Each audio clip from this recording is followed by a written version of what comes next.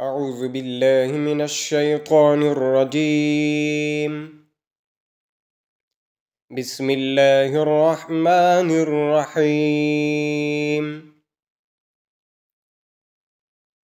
تبت يدا أبي لهب وتب، ما أغنى عنه ماله وما كسب،